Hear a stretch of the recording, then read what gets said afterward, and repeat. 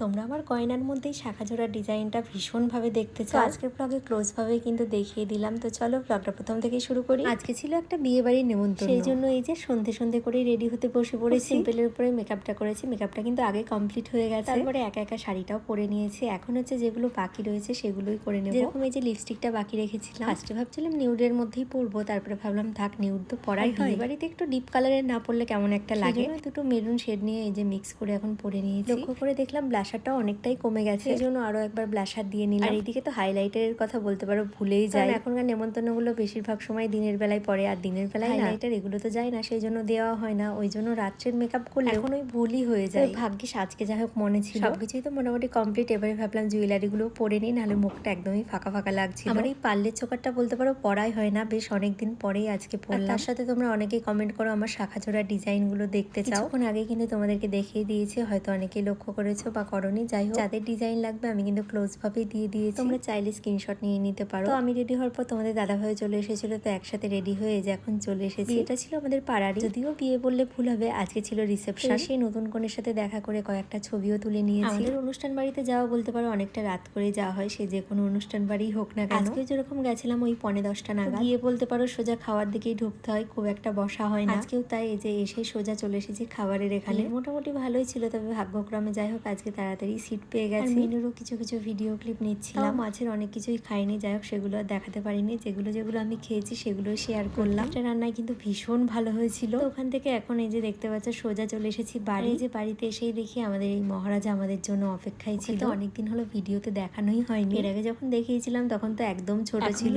সেই অনুযায়ী অনেকটাই বড় হয়ে গেছে। কয়েকটা ওর সাথে ছবি তুলবো, ও এতটাই নড়ছিল যে ছবিগুলো তো সেই রকমই উঠেছে। ওকে আদর করছিলাম বলে ও তো শুয়েই পড়েছে। ভুতু বলতে পারো আদর খাওয়ার একদম মাস্টার। যদিও ওর নাম আমি রেখেছি পাগলি, তোমাদের দাদা ভাই ডাক নাম রেখেছে ওর ঘুতু। তো দুটো নামেই আর কি ডাকা হয় ওকে। ঘুতুর মতো তোমাদের কার কার বাড়িতে এরকম কিউট বাচ্চা আছে অবশ্যই কিন্তু কমেন্ট করে জানিও। চলো আজকের ব্লগটা আর বেশি বড় করছি না, কেমন লাগলো অবশ্যই জানিও। তো চলো আজকের মতো সকলকে টাটা, গুড নাইট।